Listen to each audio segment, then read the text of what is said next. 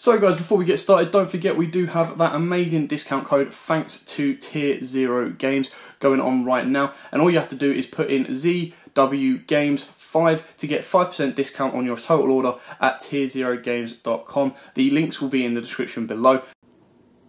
What's up YouTube, Darryl here from YUGIOH Games, bringing you a budget as can be version of Nekroz Post Dual Power. Now obviously Dual Power we get on Thursday this week, and of course it does give us our first official reprint of Nekroz, not including obviously the original set that had its second print, but first one outside, and they're all in Ultra. Now the ones that are getting reprinted are of course YUGIOH, Valk, Trish, Class, and Unicorn as well, and you also get a rarity bump on Shirt as well. So what I've done is I've put this deck together with in mind the ratios are kind of kind to you if you're looking to pick these up from Dual Power. Now the most important cards and the most expensive cards are YUGIOHs, Trish's and Valks. YUGIOHs went to about 35 quid, I think they settled down to about 20 quid, and we're hoping that after this reprint set as well, they'll drop down to maybe 10, if not less each. Same for the Valks are about 30 odd quid, we're hoping that again they drop down to around 10. We're seeing relatively positive stuff, that the majority of them are coming out at like play sets on average, if not more, a case, and most people that are buying cases aren't going to want the Nekroz stuff themselves if they have already got them. Like me personally, I won't be needing my Nekroz stuff, so I can't imagine them being valued too highly. They are a fan favourite deck, but they will certainly become a lot cheaper than they are right now to build. So what I'm going to do is I'm going to take you through a budget version of the deck so that you guys, if you do pick up your Dual Power, can build them yourself. They are very, very powerful and they have a great matchup against Salamangreats. So I'll show you what we've got and I'll explain what we've got it and the prices as we go.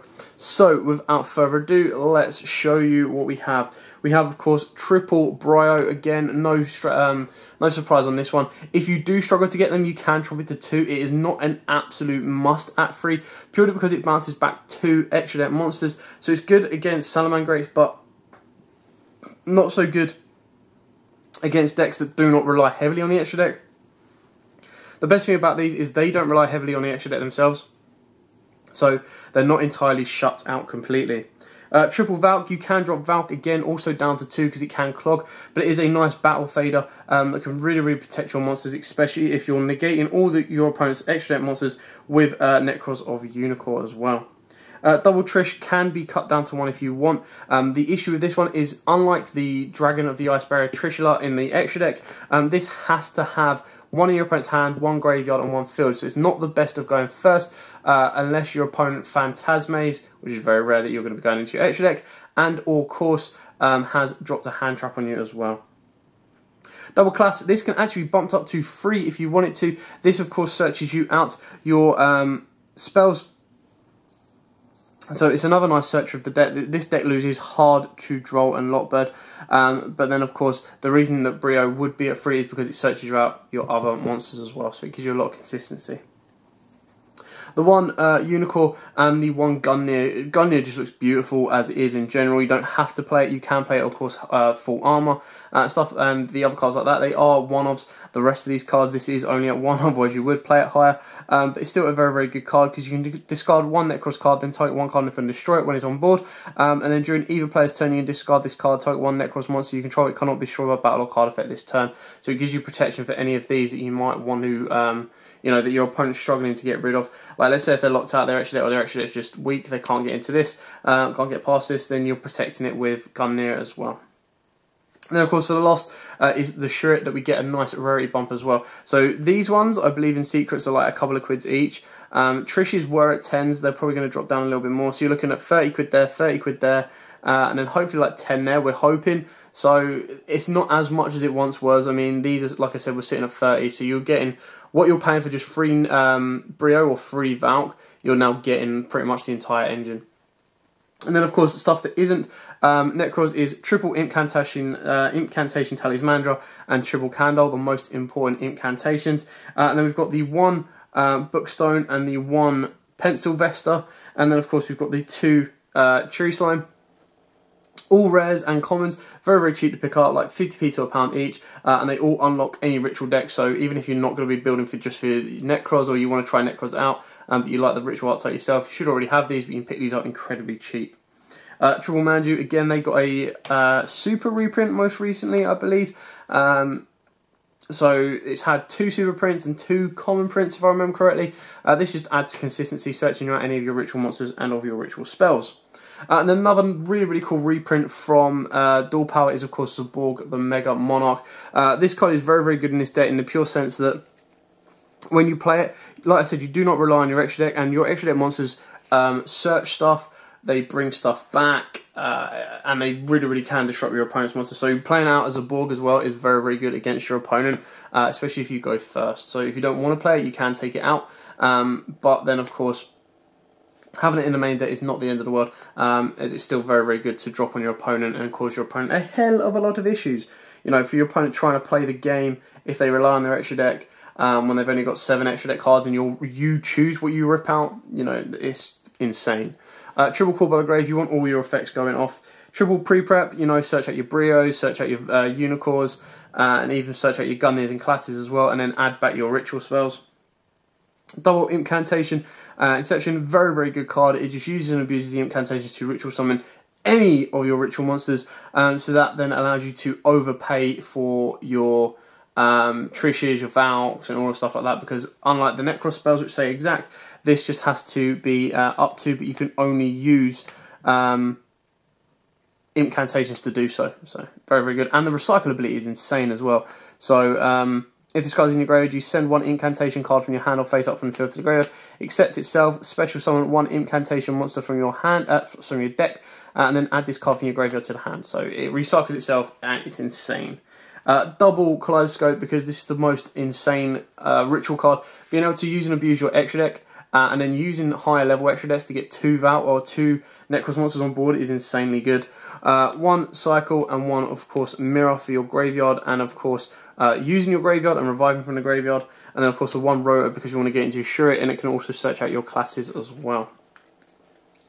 Going into the extra deck, actually I'll just quickly breeze over the spells. You know, Rotor's all cheap, all the ritual spells for your Nekroz are incredibly cheap as well. Pre-preps and calls, so these are all very cheap. Like, you're not spending a lot of money on those at all. You're not spending a lot of money on most of your main deck. It is purely just some of the Nekroz cards that you're trying to put a bit of money into, and then your extra deck money ones as well, but I'll talk to you about some cheaper alternatives as we go through it.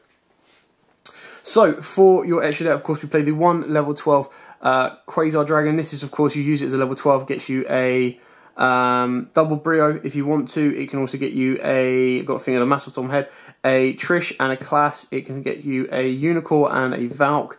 So yeah, you can get multiples of this, really good. Same with Starry, you know, you put two of your Nekroz monsters together to get these, so this can get you a Brio, no, a Valk and a Brio, no, maths, a Valk and Unicorn is 12. Valk and a Class, there we go, I'll get there eventually. It can get you a Gunnier and a Brio, and a Trish. No, I can't get you a Trish and anything, but yeah, so it's those combinations. You've always got to try and remember those off the top of the head. Leo, again, these are all, they're not like break the bank money, so they're all less than a tenner per card. Leo, again, is for a Brio and a Unicorn, which will be very helpful, and a Gunnier and a Class. Trish is for a Brio and a Class as well. So these aren't like necessities, that's what I'm saying. Like, you don't need to rely on your extra deck, but they're still very cool. And using and abusing different levels to get 2 monsters out instead of 1 is always going to be useful. And then your Brio is, of course, just for a straight into 1 Brio. And I thought it'd be quite nice that you're using the Dragon with Kaleidoscope to get into the Brio. And then, of course, we're just using Zaborg targets. Actually, I'll do the Zaborg targets last. We go with a 1 Nightmare Phoenix, 1 Cerberus, because they are crazy cheap, and these can help you get out. Like, sometimes you do get locked under certain floodgates, so Phoenix can be a very nice out to that as well. And then you Zaborg targets, so this is where a bit more money comes into it, and you're playing double Toad, so they're about 5 each. Double Ints, only about £1 each. 1 Omega, I can't remember what these went for. They went for like 8 to 10, I think, as well. So these aren't exactly break the money. This is probably the most expensive extra deck alongside your next 3 cards that I'll show you. But this one basically lets you recycle when you send this off as a Borg. And then the most expensive extra deck card is your Triple Herald of Arclight. And I say most expensive, but to be fair, I think they go up to like 5 and they drop down as well. So you had a new Challenger special edition print, and they also have a new Challenger. So they're very, very old. This does need a reprint, so I'm hoping we're going to see some of those as an OTS as well.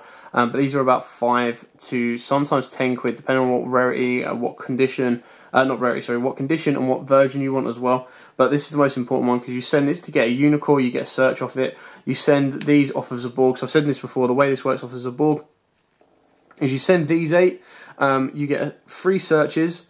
Your Omega then puts back the Herald and itself. And then, of course, the Toads recycle 2 waters. So if you've already got Nekroz in the grave, you recycle 2 of those back to your hand, which is very, very cool as well. And then your Unts pops 2 cards of Panic Control, so you've got the going second option on top of that. And then, like I said, you recycle most of your extra anyway, so you're not really worrying. If you resolve as a Borg in a game, 90% of the time you've won. The 10% of the time is when you've done as a Borg either too late, or they don't use their they don't use their extra deck kind of type decks. So if you come up against like Dracos and stuff like that, it's a little bit different. But then that's where your side deck option comes in straight away. Thanks for watching. Don't forget to like, comment, subscribe, share. And until next time, guys, as always, happy dueling. What's up, YouTube? Dad here from YUGIOH Nekroz Games. Thanks for watching that video. If you liked it, please hit that big thumbs up button in the bottom corner as well. And don't forget to hit the big red subscribe button so you don't miss out on anything. Make sure you click that notification bell as well so you know every time one of our new videos goes up. Throughout the whole year of 2019, we're going to have more deck profiles, duels, and of course pack openings for you guys to watch and enjoy the entire year round. So stay tuned for more, and as always, guys, happy dueling.